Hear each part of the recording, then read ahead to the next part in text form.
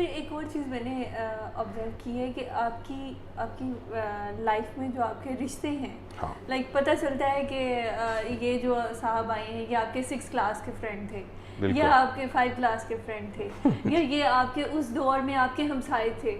आप बताते हैं कि ये मेरी बहन पैदा हुई थी तो इस वक्त ये मेरे हमसाए थे। हाँ तो इस तरह के लोग जब मिलते हैं तो वो मुझे बहुत उससे इंस्पिरेशन मिलती है कि इतने पुराने रिश्ते भी जो है वो संभाले शुक्र जा है अल्लाह सकते का, हैं। शुक्र है तो अल्लाह सर वो आप हमें क्या कहेंगे कि हम अपने अंदर ऐसा क्या पैदा करें, क्या क्वालिटीज़ हमारे अंदर होनी चाहिए जिससे हमारे रिश्ते इतने लॉन्ग लास्टिंग हो जाए, इतने अरसे तक हमारे रिश्ते इतने खूबसूरत रह जाए जैसे आपके देखिए, रिश्तों को बचाने के लिए आपको हमेशा कुर्बानी देनी पड़ती है।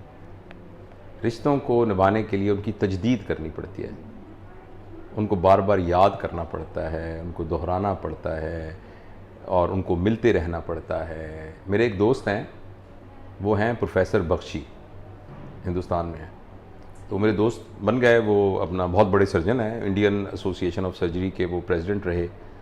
तो वो हमारे दोस्त बन गए। फिर मैं गया वहाँ इंडिया में, जब वो थी सार्क की कॉन्फ्रेंस, तो मैं I was one of the key note speaker, तो मेरे और भी दोस्त बन गए।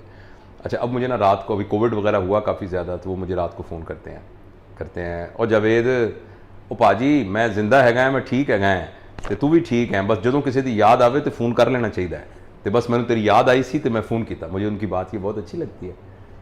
तो उनका बेटा है तनवीर बख्शी, उसका नाम है, और बेगम है उनकी सबरीन, वो गायनोकोलॉजिस्ट हैं। अब वो मेरे वो वहाँ दोस्त हैं, तो वो ना मुझे याद कराते रहते हैं, कहते हैं ओ जावेद ओ यार तेन मैंने तेरी याद आई सी तो मैं क्या तेन मैं फ़ोन कर लूँगा। तो जिसकी याद आए उसे फ़ोन करते रहना चाहिए, उससे मिलते रहना चाहिए, खैर खैरियत पूछती रहनी चाहिए, तो उनसे ताल्लुक़ निभा के, और जो है ना रिश्तों के लिए कुर्बानी देनी पड़ती है, और रिश्ते ही आपका सबसे बड़ा सरमाया होता है।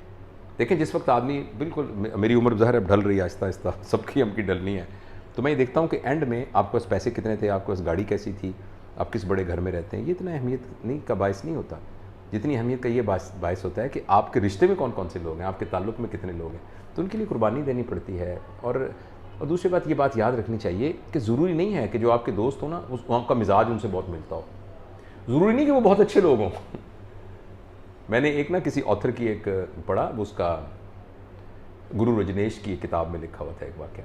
उसने कहा, जिक्र किया इस बात को, अंग्रेज़ी में लिखा हुआ था, मैं उर्दू में कोशिश करता हूँ ट्रांसलेट में, कि वो मेरे दोस्त थे, वो वहाँ रहते थे, उनकी दाढ़ी हमेशा उलझी रहती थी, उनके कपड़े मैले रहते थे, वो पान खाते थे, पान की वजह से उनकी ये यहाँ से ना बाल जो हैं वो हमेशा रंगीन रहते, उनके मुंह से बदबू आती थी, और वो ना गंदे रहते थे बहुत ज़्यादा, बाज़ का गुफ्तगू भी अच्छी नहीं करते थे। आगे उन्होंने लिखा है, I could never like him but I loved him. मेरी बात समझे ना, I could never like him but I always loved him. तो ये दो डिफरेंट बातें हैं। एक बंदे में खूबियाँ होना, उन खूबियों की वजह से उसको अच्छा समझ के मैं उसके साथ लगा हुआ हूँ, ये और बात है। एक आदमी मेरा है, वो मेरा है, वो जैसा भी है वो मेरा है, वो एज अ पैकेज मेरा है। रिश्ते इस तरह निभते हैं, रिश्ते इस बुनियाद पर नहीं निभते कि उसने मेरे साथ अच्छा सलूक किया मैं भी अच्छा सलूक करूँ। ये कारोबार हो गया ना, कि आपने मुझे बिज़नेस दिया मैं भी आपको बिज़नेस देता हूँ। रिश्ते इस बात पे निभते हैं कि उसके साथ मेरा रिश्ता वो जैसा भी है मेरा है। अगर उसके अंदर गलती भी है तो कोई बात नहीं, मैं उस पर बहुत नाराज़ होता हूँ, तुम गलती है तुम्हारे अंदर, मैं उसके तो आर्गू भी करता हूँ, मगर आर्गू करते हुए भी मैं अपने मोहब्बत के उस दामन को उससे नहीं छोड़ता।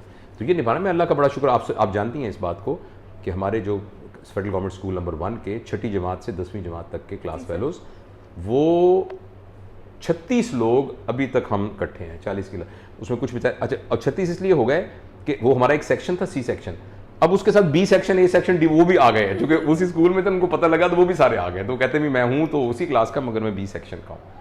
तो हम मिलते हैं जब इस्लामाबाद, मैंने अपने चैनल के ऊपर भी उसकी बहुत सी देखी थी सर। और वहाँ हमने ये कहा कि एक दूसरे को, वहाँ वो एक ब्रिगेडियर साहब हैं और एक पता नहीं क्या साहब हैं, तो हम कहते हैं लेकिन बुलाना निक नेम से है, माजे डबल डेंजरस।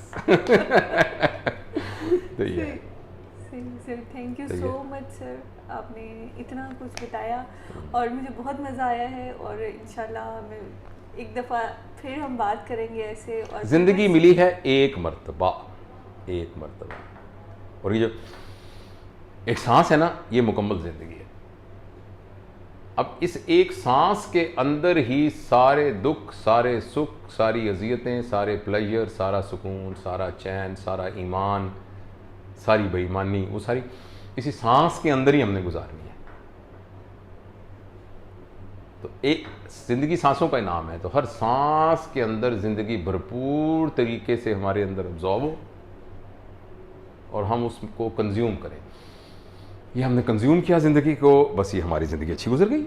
अब अगला साल आएगा। देखो हम इतने कमज़ोर हैं कि हम सांसों में ज़िंदगी को नहीं डिवाइड, चलो हम दिनों में डिवाइड कर लें कि ये मेरा दिन जो है ना ज़बरदस्त गुजरा, आज के दिन मैंने कुछ गड़बड़ नहीं की, बड़ा अच्छा मेरा रिश्ते भी निभाए, सेहत का भी ख्याल रखा, दोस्तों का भी ख्याल रखा, इल्म भी हासिल किया, ठीक है, डिवाइन के साथ भी कनेक्शन को स्ट्रॉन्ग किया, आज का दिन गुजर गया, एक सांस, ठीक, अगले कदम रख लें। इस तरह करते करते हमारा जाने का टाइम आ जाएगा, और जब जाने का टाइम आएगा तो क्या अच्छा हो कि हम कहें थैंक यू वेरी मच, खुदा हाफिज़, थैंक यू। इसी का नाम ईमान की मौत है। अवेयरनेस की मौत का नाम ईमान की मौत है। आप जानते हुए जाने, ज़ाहिर जब आप जब पता है कि आप जा रहे हैं तो कैसे आपका कनेक्शन जो है वो डिवाइन के साथ नहीं होगा स्ट्रॉन्ग, और तो आप इस तरह करके जाएं, खुदा हाफिज़, thank you, very good, okay, see you. तो इस तरह करके दुनिया से जाएं। बस इसी का नाम ईमान की ज़िंदगी है, और इसी का नाम जो है एक अच्छी ज़िंदगी है। थैंक यू अब रोने ना लग जाना। Thank you sir, thank you so much. Thank you.